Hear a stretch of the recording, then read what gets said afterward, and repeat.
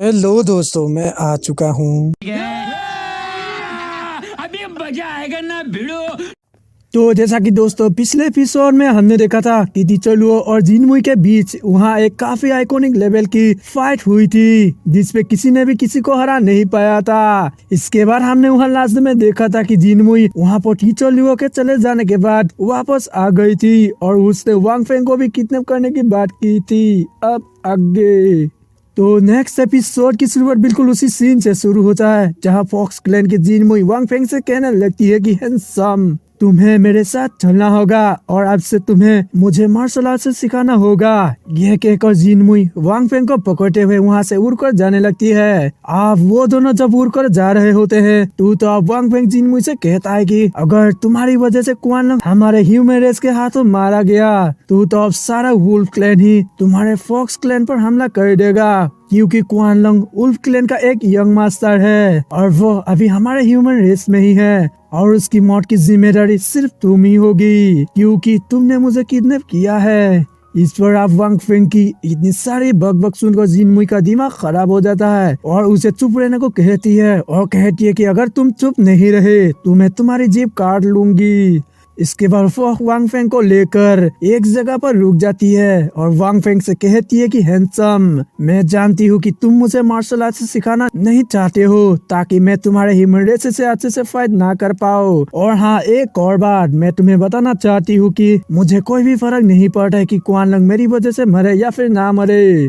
इसके बाद वो आगे कहती है कि हैंडसम, अगर तुमने मुझे मार्शल आर्ट नहीं सिखाई तो मैं तुम्हारे पूरे हुआंग जिन लिव एकेडमी को बर्बाद कर दूंगी और वहाँ खून की नदियाँ बहा दूंगी। चारों तरफ लाश ही लाश होगा, जिस मंजर को देखकर तुम जिंदगी में भी नहीं भूल पाओगे। आप जिनमुई की यह बात सुनकर वांग फेंग मन ही मन खुद से ही कहता है, अगर मैं चाहूँ तो जिनमुई से बहुत ही आसानी से फाइट कर सकता हूँ और इसे यहीं पर ही मार सकता हूँ, लेकिन अभी मेरे पास सिल्वर टाइगर किंग का कोई भी इक्विपमेंट नहीं है और मैं ऐसे बिना इक्विपमेंट से अगर फाइट करूंगा तो ये मेरे लिए बहुत ही रिस्की होगा, क्योंकि फाइट करते टाइम अगर किसी ने मुझे देख लिया तो वह मुझे पहचान जाएगा। वांग फेंग अब यह सोच ही रहा था कि वह क्या करेगा कि तभी वहाँ एक 5th लेवल का स्पिरिट बीस्ट आ जाता है, जो कि असल में पर्पल किंसी रियलम के मिड स्टेज का बीस्ट है और वह बीस्ट एक जोरदार रोर करते हुए उन लोगों की तरफ तेजी से आने लगता है। यह स्पिरिट बीस्ट असल में एक डीमन बुल है, जिसे देखकर वांग फेंग वहाँ से दुम दबाकर भागने लगता है। यह देखकर जिनमुई भी उसके पीछे उसे पकड़ने के लिए आने लगती है,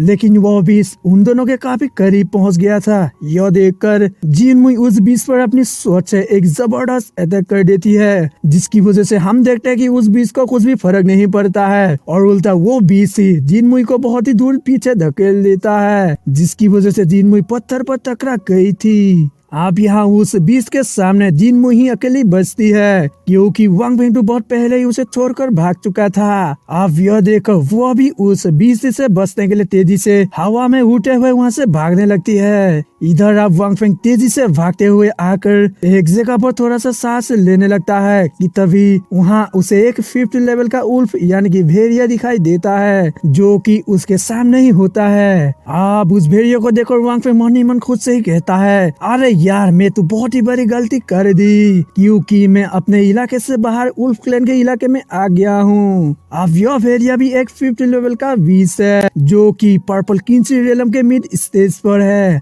इसके बाद वो भेड़िया अपने पर्पल किंसी रियलम के ऑरा को बाहर निकाल देता है और तेजी से वांग फेंग की तरफ आने लगता है। यह देखकर आप वांग फेंग भी अपने ब्लू डार्क मास्टर रियलम के ऑरा को बाहर निकाल लेता है। तभी वो भेड़िया उस पर अटैक कर देता है, लेकिन वांग फेंग बहुत ही आसानी से उसके अटैक को डॉज कर लेता है और वहाँ से बचकर तेजी से दौड़ते हुए भागने लगता है। यह देखकर वो बीस्ट भी उसका पीछा करने लगता है और बहुत ही दूर तक पीछा करता है। तभी वांग फेंग एक मौका देखकर जंप करके एक पेड़ में चढ़ जाता है और ऊपर से उस बीस्ट को देखने लगता है और तभी वहाँ उसके सामने एक और 5th लेवल का बीस्ट भी आ जाता है। अब उन बीस्तों को देखकर वांग फेंग मन ही मन सोचने लगता है और कहता है कि एक और 5th लेवल का बीस्ट, ये तो काफी इंटरेस्टिंग है। इसके बाद वो आगे कहता है, मैंने इन बीस्तों के बारे में एंशिएंट बुक्स में पढ़ा था और अब वहाँ उसके सामने 3 बीज थे, तभी वहाँ उस डीमन लेपर्ड को देखकर वांग फेंग के मन में एक ख्याल आता है कि अगर ये डीमन लेपर्ड यहाँ है तो इसका गुफा भी आस पास ही होगा,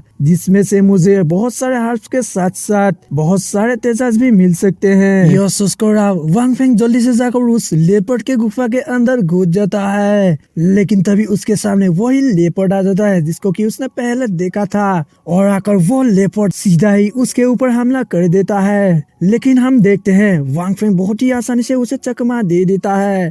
इसके बाद उसे वहाँ एक व्हाइट जेड ऑर्किड का पौधा दिखाई देता है जो कि किसी के भी पूरी बॉडी को बहुत ही आसानी से डिफाइन कर देती है, और उसके फूल कल्टीवेशन पावर को और भी ज्यादा बढ़ा देता है, और उस फूल की वजह से टेक्निक्स को भी सीखना आसान हो जाता है। अब यहाँ वांग फेंग को पता चल जाता कि वो तीनों बीस्ट भी इस पौधे के ग्रो होने का ही वेट कर रहे थे। वांग फेंग अब उस व्हाइट जेड ऑर्किड पौधे को वहाँ से उखाड़ लेता है और कहता है कि अब ये ग्रो हो चुकी है, इसीलिए ये मेरे काम आ जाएगी। यह केक और वो जैसे ही पीछे मुड़कर वहाँ से जाने वाला होता है कि तभी उसके सामने वही तीनों बीस्ट आ जाते हैं जिसको कि उसने पहले देखा था। अब उन बीस्तों को देखकर वांग फेंग उन्हें धमकी देने लगता है और कहता है कि अगर तुम लोगों ने मेरे ऊपर हमला किया तो मैं ये व्हाइट जेड ऑर्किड के पौधे को डिस्ट्रॉय कर दूंगा, जिसकी वजह से ये पौधा किसी को भी नहीं मिलेगा। अब वांग फेंग की यह बात सुनकर वो उस डीमन उल्फ को गुस्सा आ जाता है और वह तुरंत ही वांग फेंग पर हमला कर देता है। लेकिन हम देखते हैं वांग फेंग उस पर एक जबरदस्त पंच मार के उसे बहुत ही आसानी से दूर फेंक देता है। इसके बाद डीमन लेपर्ड भी उस पर अटैक करता है, लेकिन वांग फेंग अपने पंच में एनर्जी इकट्ठा करके उसके जबड़े पर एक जबरदस्त और खतरनाक पंच मार देता है, जिसकी वजह से उस लेपर्ड का जबड़ा ही टूट जाता है। अब इसी तरह से ही वांग फेंग उन सभी बिस्तों को ठिकाने लगा देता है और वहाँ से उस गुफा से बाहर आ जाता है। अब उस गुफा से बाहर आने के बाद उसे थोड़ी दूर में बहुत सारे लोग दिखाई देते हैं जो कि लगभग 100 से 200 होंगे। अब उन लोगों को देखकर वो एक पेड़ के पीछे छुप जाता है, लेकिन वो तीनों बीस्ट फिर से उसके पीछे आ रहे होते हैं मार खाने के बाद भी। तभी उन बिस्तों की नजर उन लोगों पर पड़ जाती है जो कि असल में उल्फ क्लैन के क्वान लोंग के लोग थे, और वो लोग वहाँ से उन बिस्तों से बच पड़ता कि उससे पहले ही वो तीनों बिस्त आकर उन सभी पर हमला कर देते हैं और क्वान लोंग के बहुत सारे लोगों को भी मार देते हैं। इसके बाद सीन चेंज होता है और हम वांग फेंग को देखते हैं जो कि अभी भी उन बिस्तों से बचकर भाग ही रहा होता है, और अभी भी वो भाग ही रहा होता है। और दोस्तों के साथ एपिसोड खत्म हो जाता है।